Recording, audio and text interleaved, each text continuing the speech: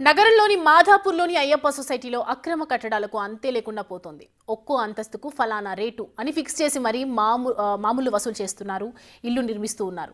GHMC town planning విభాగం తమకేమీ పట్టనట్లు వ్యవహరిస్తుండటంతో అక్రమ కట్టడాలు జోరుగా సాగుతున్నాయి. శేరిలింగంపల్లి మండలంలో ఉన్న అయ్యప్ప సొసైటీ 125 ఎకరాల్లో ఉంది. ఇందులో 1200 ఫ్లాట్లను ఉద్యోగులు, మధ్యతరగతి వర్గాలకు చెందిన వారు సుమారు 1.5 కోటి వరకు చెల్లించి కొనుగోలు చేశారు. ओनली 3 और 2 3 पूरा 3 उधर अच्छा वो ऊपर में कोई बिल्डर है क्या?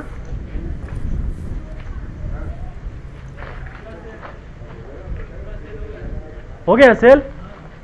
अरे यार वो भी इसमें भी हो गया. कितने का एक फ्लैट? అక్రమ నిర్మాణాలకు స్థలం విస్తీర్ణాన్ని బట్టి రేట్ ఫిక్స్ చేస్తున్నారు. ఫ్లోర్కు 1,50,000 నుంచి 2 లక్షల మేర వసూలు చేస్తున్నట్లు ఆరోపణలు ఉన్నాయి. నిబంధనలకు విరుద్ధంగా చిన్న ప్రహరీ కడితేనే ముప్పు తిప్పలు పెట్టి జీహెచ్ఎంసీ అధికారులకు కండ్ల ముందే బడా నిర్మాణాలు జరుగుతున్నా పట్టకపోవడంతో పలు అనుమానాలు వ్యక్తమవుతున్నాయి. ఈ వ్యవహారంపై హైడ్రా ఎలాంటి చర్యలు తీసుకోబోతోంది అనేది ప్రస్తుతం ఉత్కంఠగా మారింది. आपका सार का नंबर है, बताओ एक बार.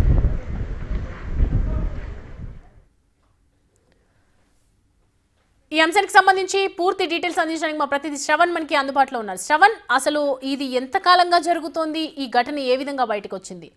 హైడ్రా ఏం చెప్తోంది దీనికి సంబంధించి?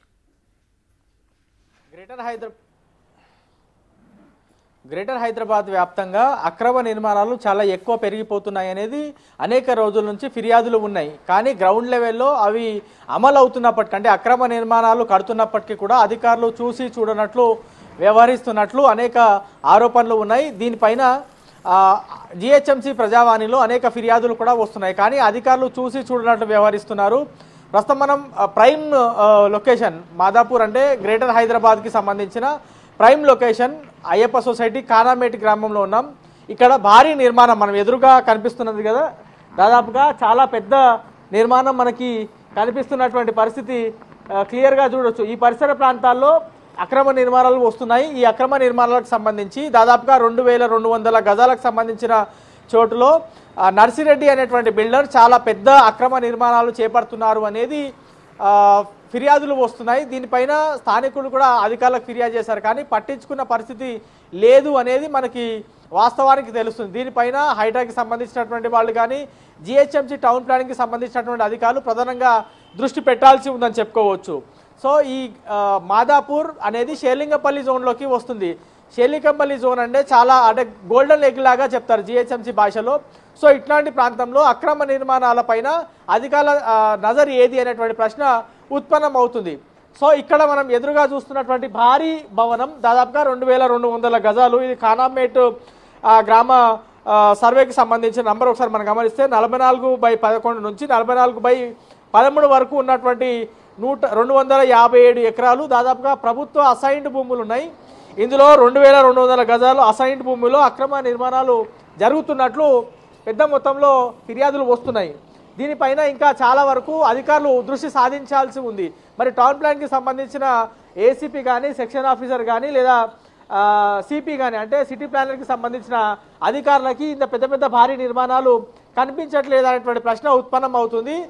చాలా వరకు అధికారులు బిల్డర్లతో కుమ్మక్క అవుతున్నారనేటువంటి విమర్శలు కూడా చాలా రోజుల నుంచి ఉన్నాయి. ప్రస్తుతం మనం చూస్తున్నాం కదా, భారీ నిర్మాణం ఎంత ఓపెన్గా నిర్మాణం జరుగుతుందో చూడొచ్చు. రెండు వైపులా కూడా ఎటువంటి అంటే కవరింగ్ లేకుండా, ఎటువంటి రేకులు లేకుండా, అంటే బహిరంగంగానే ఆ బిల్డింగ్ నిర్మాణం జరుగుతుంది. కానీ అధికారులు చూసి చూడనట్లు వ్యవహరిస్తున్నారనేటువంటి ప్రశ్న ఉత్పన్నమవుతుంది. ఎందుకంటే ఒక చిన్న రేకు లేదా ఒక చిన్న షెడ్ రోడ్డు మీద ఫుట్పాత్ మీదకి వస్తేనో లేకపోతే ఒక ఏరియాలో నిర్మిస్తేనో అధికారులు వెంటనే వచ్చి అక్కడ ఇది అక్రమ నిర్మాణం, మీరు ఏ విధంగా నిర్మిస్తారు, దీన్ని మేము కూల్చివేస్తున్నామని కూల్చేసినటువంటి ఘటనలు అనేకం ఉన్నాయి గతంలో. అయితే అట్లాంటి చిన్న చిన్న ఘటనల మీద, చిన్న చిన్న ఇల్లీగల్ స్ట్రక్చర్స్ కానీ ఇల్లీగల్ కన్స్ట్రక్షన్ మీదనే అధికారుల ప్రతాపం కనబడుతుంది. కానీ ఇంత పెద్ద పెద్ద బిల్డర్లు పెద్ద పెద్ద నిర్మాణాలు అక్రమంగా చేస్తుంటే అధికారులు ఎందుకు చూసి చూడనట్లు వ్యవహరిస్తున్నారు, వాళ్ళతోనే కుమ్మక్క అవుతున్నారు అనేటువంటి ప్రశ్న ఉత్పన్నమవుతుంది. బేసిక్గా జిహెచ్ఎంసీ అధికారులకు వచ్చేటువంటి ఫిర్యాదులు ఏ విధంగా ఉన్నాయని గమనిస్తే, ఒక బిల్డింగ్ పర్మిషన్ తీసుకున్నా తీసుకోకపోయినా అక్కడ నిర్మాణం జరుగుతున్నప్పుడు అక్కడ స్థానికంగా ఉన్నటువంటి సెక్షన్ ఆఫీసర్ గ్రౌండ్ లెవెల్కి వచ్చి అక్కడ ఈ బిల్డింగ్ కడుతున్నారు అంటే బిల్డింగ్కి సంబంధించిన పర్మిషన్ లేదని ఆ బిల్డర్తో కానీ లేదా ఆ బిల్డింగ్కి సంబంధించినటువంటి ఓనర్తో మాట్లాడితే వాళ్ళు నేరుగా మీకు ఎంత కావాలి, మీకు ఏం కావాలి, ఈ అంశాలను అడిగి వాళ్ళని సెట్ చేస్తారు. ఒకవేళ దీనిపైన వేరే వాళ్ళు ఇంకా చాలా ఫిర్యాదులు వస్తున్నాయి, మేము ఇట్లా సైలెంట్గా కూర్చోలేము అంటే వీళ్ళే అధికారులే ఆ బిల్డింగ్కి సంబంధించిన ఓనర్తో కానీ బిల్డింగ్కి సంబంధించిన బిల్డర్కి వాళ్ళే ప్రత్యేకంగా సూచనలు ఇస్తారు. కోర్టుకు వెళ్ళండి, కోర్టు నుంచి స్టేలు తెచ్చుకోండి లేదా కోర్టు ఆర్డర్ తెచ్చుకోండి. కోర్టు ఆర్డర్ తెచ్చుకుంటే ఇది కోర్టు అంశంలో పరిధి ఉంది, కోర్టు పరిధిలో అంశం ఉంది కాబట్టి మేము ఇప్పుడు ఇందులో జోక్యం చేసుకోలేమని కారణం చెప్పి మేము సైలెంట్గా కూర్చోవచ్చు అని జిహెచ్ఎంసీకి సంబంధించిన టౌన్ ప్లానింగ్ అధికారులే బిల్డర్లకు కానీ బిల్డింగ్కి సంబంధించిన ఓనర్లకు కానీ సలహాలు ఇస్తున్నారు ప్రత్యేకంగా. సో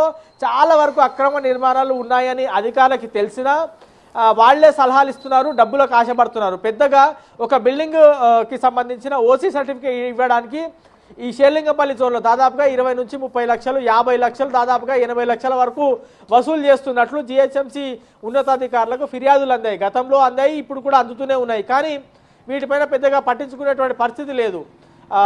టౌన్ ప్లానింగ్కి సంబంధించిన senior officer CCP sitting chief city planar మొత్తం గ్రేటర్ హైదరాబాద్ వ్యాప్తంగా ఎవరు ఏ నిర్మాణాలు చేయాలన్నా ఆ బిల్డింగ్కి సంబంధించి భారీ నిర్మాణానికి ఆయనే పర్మిషన్ ఇవ్వాల్సి ఉంటుంది.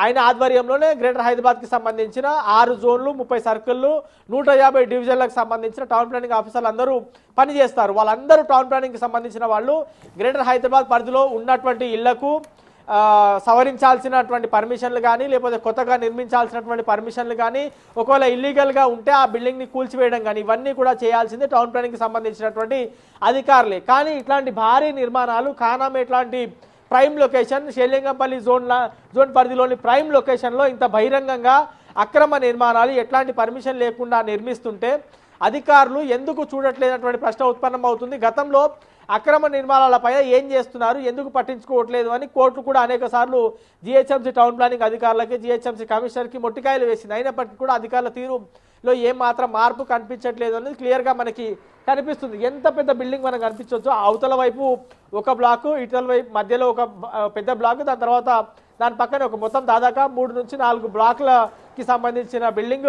నిర్మాణం జరుగుతుంది. దాదాపుగా తుది దశకు చేరుకుంది. అంటే సిమెంట్కి సంబంధించిన వర్క్ దాదాపుగా కంప్లీట్ కాబోస్తుంది. ఒక చిన్న పిల్లర్ వేస్తేనే వెంటనే వచ్చేసినటువంటి అధికారులు ఇంత పెద్ద బిల్డింగ్ దాదాపుగా 5-6 ఫ్లోర్ల మేర నిర్మించినటువంటి బిల్డింగ్ ఇంత దాదాపుగా పూర్తయ్యే స్టేజ్కి వచ్చినా అధికారులకు కనిపించట్లేదు అనేటువంటి ప్రశ్న ఉత్పన్నం అవుతుంది. నర్సిరెడ్డి అనేటువంటి బిల్డర్ ఈ అక్రమ నిర్మాణాలు చేపడుతున్నట్లు స్థానికంగా ఉన్నటువంటి వినికిడి. దీనిపైన ఎంత మేర అధికారులు స్పందిస్తారు అనేది చూడాల్సి ఉంది. సో గ్రేటర్ హైదరాబాద్లో కోట్లాది రూపాయలకు సంబంధించినటువంటి లావాదేవీలు లంచాల రూపంలో అధికారులకు ముట్ట చెప్తున్నారు బిల్డర్లు కానీ ఎవరైతే అక్రమంగా నిర్మిస్తున్నారో వాళ్ళు. ఈ అక్రమ నిర్మాణాలపైన ప్రధానంగా ఈ ఖానామేట్లోని జరుగుతున్నటువంటి భారీ అక్రమ నిర్మాణం పైన అధికారులు ప్రత్యేకంగా దృష్టి పెట్టాల్సి ఉంది. ఒకవేళ పెట్టకపోతే రాబోయే రోజుల్లో ప్రభుత్వం దృష్టికి ఈ అంశం వెళ్తే ఖచ్చితంగా ఆ జిహెచ్ఎంసీకి సంబంధించిన టౌన్ ప్లానింగ్ అధికారి పైన చర్యలు ఉంటాయి. ఆయన సస్పెండ్ కూడా అయినా ఆశ్చర్యపోవాల్సినటువంటి అవసరం లేదు. ఇట్లాంటి అక్రమ నిర్మాణాలపైన ప్రత్యేకంగా దృష్టి పెడితే ప్రభుత్వానికి ఆదాయం దక్కుతుంది, ప్రభుత్వానికి సంబంధించిన భూములు కూడా కాపాడబడతాయి. ప్రభుత్వ భూములు కాపాడడానికి ప్రత్యేకంగా హైడ్రా ఏర్పాటు చేశామనేది అధికార యంత్రాంగం కానీ ప్రభుత్వం కానీ చెప్పేటువంటి ప్రయత్నం చేస్తుంది. సో ఇట్లాంటి పరిస్థితులు ఉత్పన్నం కాకూడదు. ప్రభుత్వానికి సంబంధించినటువంటి అసైన్డ్ భూములు కానీ లేదా ప్రభుత్వానికి సంబంధించినటువంటి భూములు అక్రమంగా కోల్పోకుండా ఉండాలంటే అధికారులు కొంచెం ప్రొయాక్టివ్గా పనిచేయాలి. డబ్బులకు ఆశపడకుండా జనాల కోసం, ప్రభుత్వం కోసం పనిచేయాల్సినటువంటి అవసరం ఉంది. మరి ఈ బిల్డింగ్ పైన ఎంత మేరకు చర్యలు తీసుకుంటారు, ఎప్పటి వరకు దృష్టి పెడతారో అనేది మనం చూడాల్సి ఉంది. Right Shravan, thanks for the updates.